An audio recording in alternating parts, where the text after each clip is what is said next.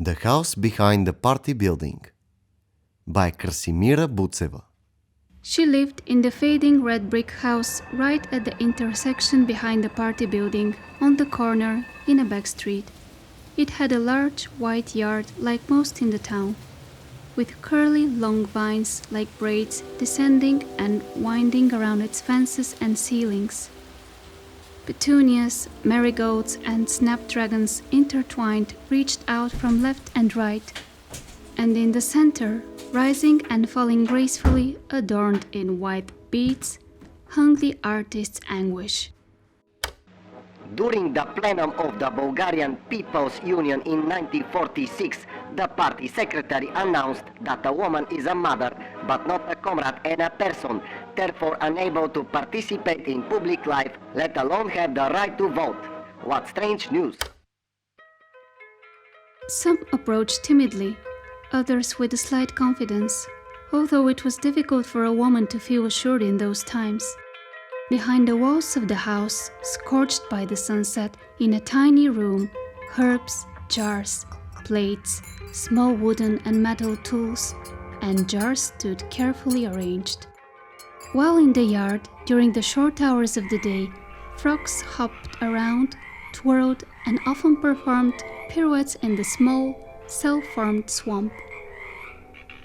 These frogs, in fact, were the real heroes, storytellers, witnesses, informers, neighbors, and fairies. A song started playing on the radio in her kitchen. A song that has been playing for several weeks now. In it, a soft, distinctive female voice sang through a smile and through clenched teeth.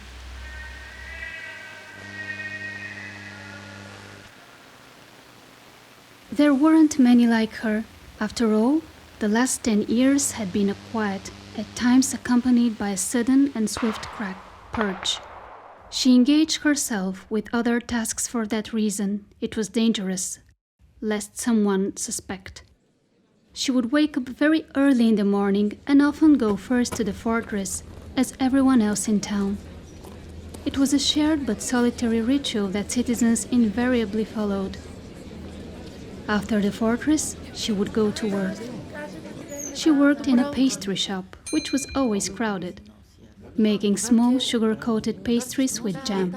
Above the stall hung a large mural in 4 pastel colors depicting cheerful children holding flowers.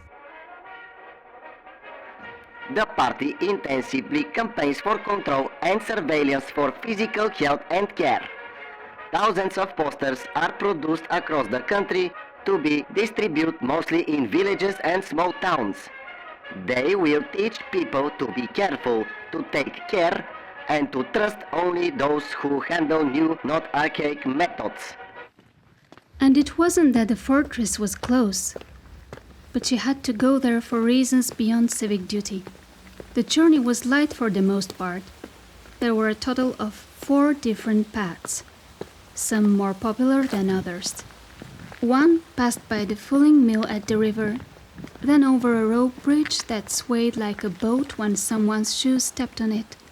Another was asphalted, wide, for people and vehicles, always crowded. The third one circumvented the ruins of an old inn, where every 2 years someone would unearth a handful of gold coins. And the last one was her path. She would usually choose this one firstly because of the thin pathlets winding like wisps through the meadows. They were so delicate and winding that sometimes they disappeared into the landscape only to return later. And secondly, because it was empty, harsh, and difficult, making almost everyone to give up at the first step. Walking and sometimes climbing the rocks leading to the fortress, she had inherited a map and a system. She would fill her pockets with dirt and stones collected from certain places. She would caress the pine trees as she passed them by. In the last year, they caught everyone. With a tin pencil, many boxes were filled in with crosses one could easily erase with the back of their hand. It was a good thing they disappeared and got erased, so that everything could move towards greater progress. Meanwhile, hundreds of factories, plants, combines, and power plants had opened their doors. Let's not forget that progress is the only way we can achieve the abundance necessary to create the party's social structure. This time, like every other, she returned empty-handed. She was already walking on the freshly asphalted road, which was asphalted anew every Tuesday. She passed under one of the many signs embedded in the pavement, which read, "Because the regime is inevitable." Today she wasn't at work. It was Sunday, the only day off in the week. She sighed quietly, relieved that she had time. Everything happened like a clockwork. She had spent some time studying people so she could mimic them better. She passed through the wooden outer doors with wide, dusty windows, and she was already inside her home. There she could be partially herself. In the house there was a cold concrete staircase with wide steps without a railing, spiraling but not in absolute geometric synchrony.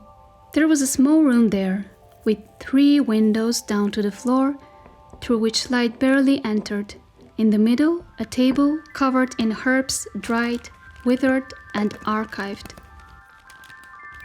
Around it, jars with plants, roots, stems floating or piled up to the brim. In yellow envelopes, carefully collected, were thousands of seeds. In a metal bowl filled with lavender liquid, she slowly and carefully dipped her hands, holding a dried sprig of juniper. She whispered something softly. The small leaves began to stir and tremble. The whispering continued. A few minutes later, the plant had opened up, showing traces of its blossoms.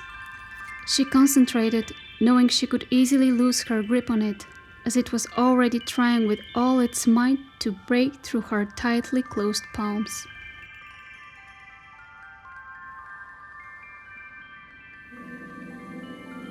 Her body swayed without volition of her own, and a woman with long silver hair quietly called out her name. This woman was everything. Her skirts brushed against the ground. Her lips were both thin and full. She had a difficult smile, but a confident one. Her face was adorned with freckles, and her eyes always seemed to gaze into the distance. She was her grandmother. The sun had risen an hour or so ago, and spring was spreading over the mountains. Together they walked, following invisible maps that could only be inherited but never drawn. The path was hers, theirs, to the fortress. Today, they had the task of gathering as much juniper as they could. Carefully and attentively, they collected the fruits and needles, separating them into the different cloth bags they carried with them, occasionally glancing around. They stopped at a bend in the path by a bench, and there, in the dappled shade, Grandma took her hand softly and began to whisper. The whisper was quiet, somehow familiar, but in a different language, or too soft to be heard. This whisper continued for some time, while both kept their eyelids tightly closed. She also began to repeat it, in the same rhythm, with the same length and intonation.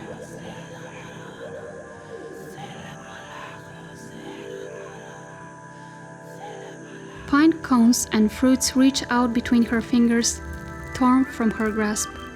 She opened her eyes, took a second to focus. She placed the juniper on a newspaper to dry, where there were already several other herbs. It had returned to life, grown larger, fresher, as if it had just been plucked from the tree. She sighed quietly and smiled gently, because she was thinking of her grandmother, but also because she now had one of the ingredients. This week, another combine appeared in the region, for which dozens of banners, fireworks, and celebrations were prepared. Thick, angry gray smoke billowed from its chimneys. In recent years, children had started collecting stamps in their books for the 100 regional combines, and they were very excited. These smokes and their homes were seen more often than anything else in the town. Immediately after the opening of the combine, rain returned, and with it, the huge holes in umbrellas and pantyhoses. With time, the juniper, along with other plants and flowers, had begun to disappear. With the opening of each factory, workshop, combine, something somewhere in the mountains got closed. And since everyone worked only towards progress, its enlargement and acceleration, imperceptibly, the mountains started withering, losing their colors, becoming gray, turning to ash. But because it was a slow process, eyes adapted and stopped noticing. На главната улица в града днес закачиха нов плакат. Колектив от 5 художника бяха прекарали последния месец, изработвайки го прецизно с тънките си четки и бои.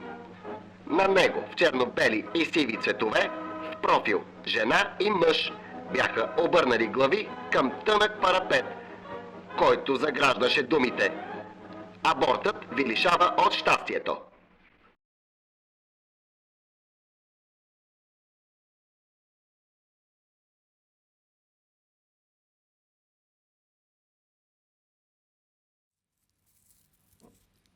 On the shelf in the small room, there were 6 jars filled almost to the half with powdery soil, ground very finely, in various shades ranging from yellow to dark brown. One morning, just before the sky got cleared of the night, someone knocked heavily on the front door. She woke up. The knocking stopped after a few minutes. She closed her eyes and disappeared back into her dream. She didn't know that the night before, she had seen her grandmother for the last time. In the metal bowl, she carefully placed and measured and whispered various things from time to time, but always at a very specific time. And she managed to bring out the color of summer sunsets and through it to return to her. For years, she had been struggling to continue her work. And at last, she had understood how. She never stopped walking to the fortress, following the same path, and every time she would set off with hope, but she would never find any traces of the herbs they used to gather together. Considering it necessary to establish order in the interest of society's development and the affirmation of ideals, the party has adopted the following law. First, women in the country are obligated to engage in labor activities in areas determined in solely by the party. Second, every woman must subject the choice of profession or employment to decisions taken only by party authorities. Third, both schooling and professional education of women will be directed towards professions and activities that are beneficial to the party. Fourth, any activity that may be considered harmful to society or destructive to moral standards will be strictly prohibited for women. Fifth, women have no right to make decisions regarding their bodies and health, including the right to undergo abortions or engage in activities that may have a negative effect on their reproductive health. Her grandmother knew very well what was coming, so every morning she would take her, Ruja, with her to the mountain. It wasn't just that there was no time, it had already run out. She wanted to archive all the plants before they were erased like herself. Ruja also felt that something was happening, that there was excitement and urgency, but she still couldn't tell why. Her grandmother passed on her knowledge to her, sometimes with words, at other times with touch only. A few days later, in the dimness of one evening, Ruja was again in her tiny room. And again she immersed her hands in the purple mixture, this time pressing oleander between her palms. She whispered to it softly to bring it back to life, and closed her eyes to land where it had been plucked.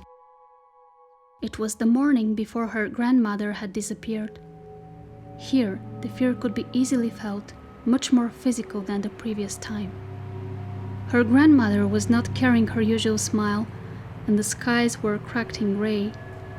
They walked quickly deep into the woods. The trees were frozen, as if in fear, their branches still in the wind. Something was brewing. The oleander plant could be found only in one place, as it could barely survive in our lands. It was a shrub hidden in a meadow which was always bathed in sunlight, no matter the season.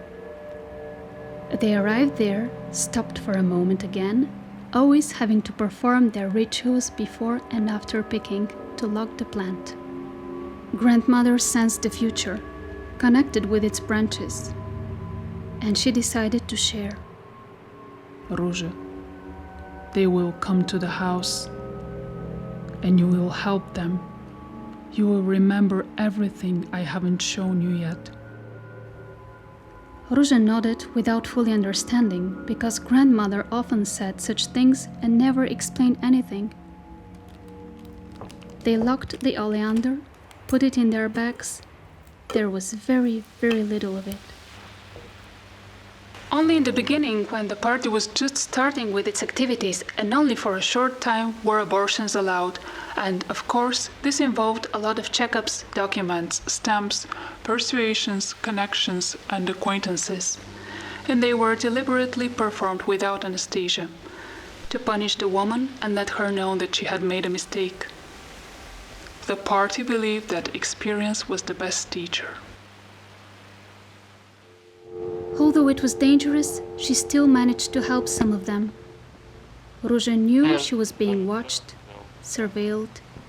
She didn't fit into the norm. She lived alone. She was from one of the marked families, so she had to be very careful. Women came to her, those who didn't want to get pregnant or others who needed an abortion, which was absolutely prohibited by the party. After all, the multitude of laws passed in recent years meant not only that there was absolute monitoring of the individual's health and bodies, but also that there is systematic reproduction in order to achieve the party's goals for progress. She had learned to prepare a decoction to help them. She put juniper, oleander, and plantain weed in it. Then she had remembered, passed through their bodies, another elixir that could help women have some rights and control over their own selves. Here she mixed hollylock, wormwood, buttercup, and bunchgrass. And mostly, since the risk was minimal, they came to her to find out if it had already happened. And that's when the frogs came into play. They would whisper whether it had happened when the women's fluids came into contact with their bodies. The plants were gone now, and knowledge was carried only through connections, but they too had disappeared. She and her grandmother had archived every plant that grew in the mountains. At the very end, she understood why. The progress of the party had slowly and violently crushed nature, because it didn't matter to it, but also as part of its campaign for controlling everyone's physical health. The women, the healers, were chased, hunted, caught, erased. Everything was centralized now: health, bodies, and rights.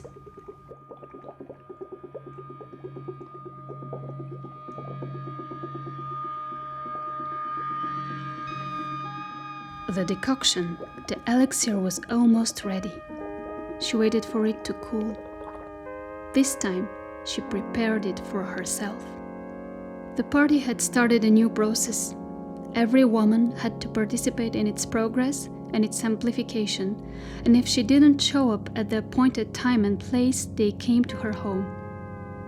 She closed her eyes, touched the verbena leaves, caressed them, and her grandmother's face appeared before her eyes. She took a deep breath, decided to turn on the radio before taking a sip. A familiar melody was playing, quietly with some static. She listened, remembered how she and her grandmother used to sing boldly and without fear together in the yard. She took the small glass in her hand. The song on the radio abruptly stopped. A metallic voice sounded, announcing, Ruja Ivanova, Ruja Tsvetanova, Ruja Kostakieva, Ruja Petkova, Ruja Radoslavova, Ruja Vasilieva, Ruja Stamenova, Ruja Stoyanova, Ruja Chervenova, and Ruja Atanasova. She stopped, gazed into the distance, poured some more in the glass, and drank it all at once. The above-mentioned individuals are set to undergo erasure today. You have until 1630 to file a claim for ownership.